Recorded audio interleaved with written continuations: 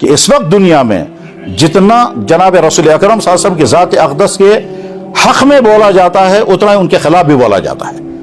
بے شمار ویب سائٹیں یہی کام کرتی ہیں کسی نہ کسی طرح سے ان کی مبارک زندگی کی شبیہ بگاڑی جائے اور ان کی زندگی کے ایسے واقعات سامنے لائے جائیں جس کو ہم کہہ سکے دیکھو یہ ہوا ہے, اور اس کے بعد جب اس کو غلط انداز میں پیش کرتے ہیں تو وہ اعتراض کی چیز بنتی ہے, اور جب صحیح انداز میں پیش کرتے ہیں تو ایمان کی چیز بنتی ہے.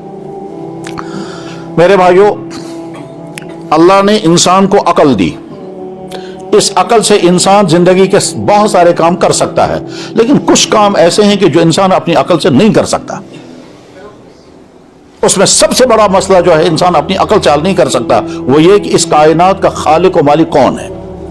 یہ ہم اپنی عقل سے نہیں پہچان سکیں گے, اس وجہ سے نہیں کہ عقل جو ہے وہ کام کرتی ہے معلومات کی روشنی میں, اور جب اس بارے میں معلومات نہیں تو ہمیں نہ ہم اس کو دیکھ سکتے ہیں, نہ اس سے ملاقات کر سکتے ہیں, نہ اس سے پوچھ سکتے ہیں یہ کائنات ایک نے بنائی یا خود ہی بنی ہے, یا بنانے والی پوری ٹیم ہے, یا پوری جماعت, یا فرد, اخذ نفر چھکا دیم, اور کائنات انہوں نے کیسے بنائی. اس سوال کا جواب جب لوگ ڈھونڈنے کے لیے نکلتے ہیں تو گمراہیاں یہیں سے شروع ہوتی ہیں.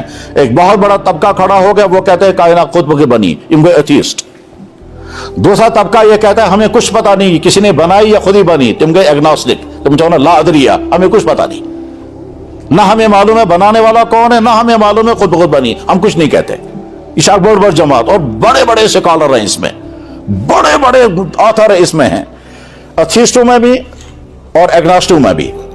دوسری جماعت کھڑی ہو گئی کہ اللہ کے صاحب اتنی بڑی کائنات ایک کہاں بنا سکے گا, وہ بنانے والی بہت بڑی ٹیم ہے, وہ کہتے ہیں یہ کئی کروڑ ہیں جنہوں نے مل کر کائنات بنائی. آئے ان کے دیوتا جو ہیں وہ 33 کروڑ ہیں یا 55 کروڑ ہیں, اور بعد دفعہ وہ کہتے ہیں اس کی تعداد بڑھتی بھی رہتی ہے. ٹھیک ہے, ایک دوسری جماعت آئی, انہوں نے کہا نہیں کروڑ تو نہیں ہے, 3 نے مل کر کے کائنات بنائی, ایک خدا, ایک عیسیٰ اور ایک روح القدس, یہ آئے عیسائی.